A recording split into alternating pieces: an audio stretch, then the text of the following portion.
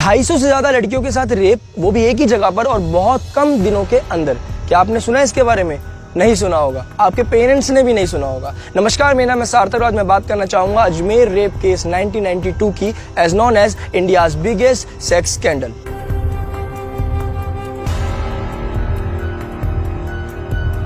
राजस्थान की एक बहुत ही पॉपुलर सिटी है अजमेर। 1992 में अजमेर में एक स्कूल हुआ करता था जो अभी भी है, सोफिया सीनियर सेकेंडरी स्कूल। इसी स्कूल की 9th क्लास की एक लड़की को आउटसाइडर फारूक चिश्ती अपने प्यार में फंसा लेता है, ट्रस्ट बिल्ड करता है और घूमने फिरने जाते हैं, बहुत अच्छा दोस्त बन जाता है और एक रिलेशनशिप में आ जाता है। इस लड़की के साथ फारूक चिश्ती दोस्ती गहरी करता रहता है और एक दिन वो फार्म हाउस पे इस लड़की को लेके चले जाता है। जब फार्म हाउस पे लड़की पहुंचती है तो फारूक चिश्ती इस लड़की के साथ सेक्स करता है और सेक्स करने के दौरान फारूक चिश्ती कुछ ऐसी फोटोज क्लिक कर लेता है जो आप समझ सकते हो। उन फोटोज के बेसिस पर फारूक चिश्ती क्या करता है, उसी लड़की को दिखाता है कि ये मैंने फोटो क्लिक करी है, अगर आप अपनी दूसरी किसी फ्रेंड को कल यहाँ पर लेके नहीं आए तो मैं इस फोटो को लीक कर दूंगा। और यहीं से शुरू होता है इंडियाज बिगेस्ट सेक्स स्कैंडल। जब फारूक चिश्ती को लगता है कि ये जो गेम है ये बड़ा होता जा रहा है, तो फारूक चिश्ती अपने साथ और लोगों को शामिल कर लेता है। टोटल 18 लोग इसमें शामिल होते हैं, लेकिन जो 3 प्राइम मेंबर्स होते हैं वो फारूक चिश्ती, अनवर चिश्ती और नफीस चिश्ती होते हैं।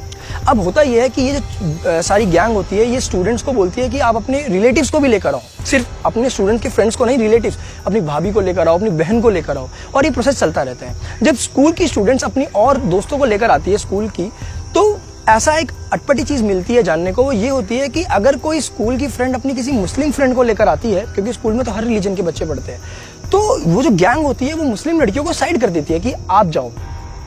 तो धीरे धीरे करके एजेंडा समझ आता है कि उस गैंग का एजेंडा था कि वो सिर्फ हिंदू लड़कियों के साथ ही रेप करेंगे। अब लड़कियों के अंदर इतना खौफ डाल दिया जाता है ना कि लड़कियां कंप्लेंट भी नहीं करती। कंप्लेंट तो बहुत दूर की बात है, अपने फैमिली मेंबर्स तक को नहीं बताती। तो आप सोचोगे कि ये केस खुलता कैसे है। मैं बताता हूँ कि ये केस खुलता कैसे है। जब उस स्कूल की लड़कियां जिनके साथ रेप हुआ है वो सुसाइड करना शुरू कर देती है, तब लोगों की समझ में ये आता है कि कुछ तो हुआ है स्कूल के अंदर। क्योंकि एक ही स्कूल की इतनी सारी लड़कियां मतलब बहुत जल्दी कम टाइम में सुसाइड कर रही है, तो ऐसा क्या हो गया। यहां से इस केस की जो है वो मतलब पन्ने खुलने शुरू हो जाते हैं, और जब पन्ने खुलने शुरू होते हैं तो बहुत ही भयानक, शर्मनाक और डरावने सच सामने आते हैं। जब एक केस खुलता है तो सामने ही आता है कि फारूक चिश्ती अजमेर की ख्वाजा मोइनुद्दीन चिश्ती दरगाह, जिसे आप अजमेर शरीफ दरगाह के नाम से जानते हो, वहां के केयरटेकर्स के परिवार का सदस्य होता है और यूथ कांग्रेस का प्रेसिडेंट होता है। जिन 200 से ज्यादा लड़कियों के साथ रेप हुआ होता है उनमें से काफी लोग सुसाइड कर लेते हैं। बहुत सारे जो लोग होते हैं वो तो डर ही जाते हैं, वो तो आगे नहीं आते। मुश्किल से 12 लड़कियां हिम्मत करके आगे आती है और इस केस को प्रोसीड करती है, लेकिन उन 12 में से 10 लड़कियां भी आखिरी में डर के छोड़ देती है, यानी बैकआउट कर लेती है। बचती है सिर्फ 2 लड़कियां।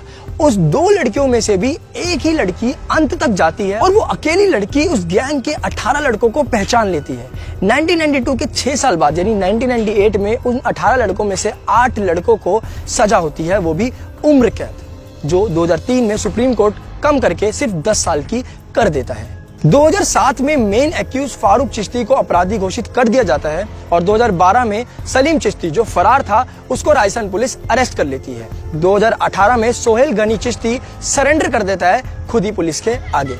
1992 में जब ये केस सामने आता है तो कांग्रेस जो है वहां के लोगों को मैनिपुलेट करने के लिए ये कहती है कि इस केस को आप ज्यादा मत बोलो, क्योंकि इससे ये होगा कि पूरे देश के अंदर कम्युनल वायलेंस हो सकता है, 2 रिलीजन के लोग जो है वो आपस में भिड़ सकते हैं, 2 कम्युनिटी के बीच में क्लैश हो सकता है, क्योंकि उस पूरे केस के अंदर एक पर्टिकुलर जो कम्युनिटी थी वो शामिल होती है।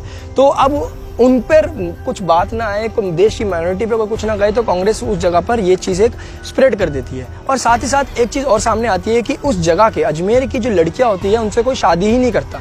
मतलब काफी सालों तक ऐसा होता है कि अगर दूर स्टेट या किसी और सिटी का लड़का या कोई भी रिश्ता आता है, बात होती है, पता चलता है कि लड़की अजमेर की है, तो सीधा मतलब लड़के वाले जो होते हैं बोलते हैं नहीं, हम अजमेर की लड़कियों से शादी नहीं करेंगे। इतना बुरा हाल अजमेर के अंदर हो जाता है।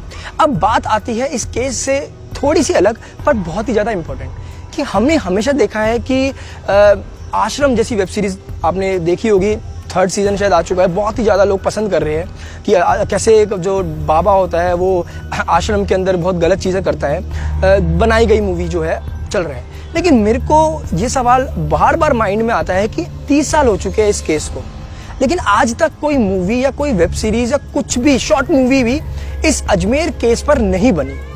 ऐसा क्यों? किसी में इतनी हिम्मत क्यों नहीं हुई कि वो अजमेर केस पर भी कुछ ऐसी मूवी या वो बना सके? जो अजमेर में 1992 में हुआ वो शायद अब तो नहीं होगा, क्योंकि हम बहुत ज़्यादा एडवांस भी हो चुके हैं टेक्नोलॉजी से और एजुकेटेड भी हो चुके हैं, हमें बहुत जल्दी भनक भी लग जाएगी अगर ऐसा कुछ हमारे आसपास में चल रहा होगा। लेकिन अजमेर जैसा नहीं, लेकिन अजमेर की जो नींव रखी गई थी वो नींव आज भी रखी जाती है, और सिर्फ एक पर्टिकुलर स्टेट या सिटी में नहीं, पूरे भारत में रखी जाती है। और वो होता है कि जो इमेच्योर लड़कियां होती है, जो 12 साल 13 साल 15 साल, क्योंकि अजमेर केस के अंदर भी जो एज ग्रुप था वो 11 से 20 साल की उम्र का ही था, तो आज भी इसी एज ग्रुप को टारगेट किया जाता है। जैसे फारूक चिश्ती आउटसाइडर जो था वो आया था, वैसे ही आज भी इन स्टूडेंट्स को, स्कूल गोइंग स्टूडेंट्स को प्यार में फंसाया जाता है, क्योंकि ये जो एज होती है ना, ये बहुत जल्दी अट्रैक्ट हो जाती है चीज़ों से। कभी कोई किसी लड़के की हाइट से अट्रैक्ट हो जाता है, कोई उसकी फेस कट से अट्रैक्ट हो जाता है, कोई बियर्ड से अट्रैक्ट हो जाता है, कोई हेयर स्टाइल से अट्रैक्ट हो जाता है, कोई लग्जूरियस जो लाइफ वो जी रहा होता है उससे अट्रैक्ट हो जाता है, और कुछ इंसान को पागल, मतलब इन द सेंस की प्यार की बातें कर ट्रस्ट बिल्ड करके आज भी जो है वो ये सब चीज़ें होती है। तो मेरा बस आप लोगों से एक रिक्वेस्ट है, अगर आप इस वीडियो को पेरेंट्स देख रहे हैं तो उनसे भी रिक्वेस्ट है, और जो बच्चे देख रहे हैं उनसे भी, कि आप इतनी जल्दी किसी से अट्रैक्ट ना हो, क्योंकि आपको नहीं पता कि सामने वाला पर्सन किस तरीके का हो सकता है। हमने कितने केसेस देखे हैं कि सामने वाला पर्सन जो है वो अपनी आइडेंटिटी को चेंज करके आता है, मतलब नाम ही बदल के आ जाता है, ट्रस्ट बिल्ड कर देता है, और ट्रस्ट ऐसा बिल्ड कर देता है कि उस पर्टिकुलर लड़की को लगता है कि हाँ भाई ये व्यक्ति है जो मेरा ड्रीम बॉय है।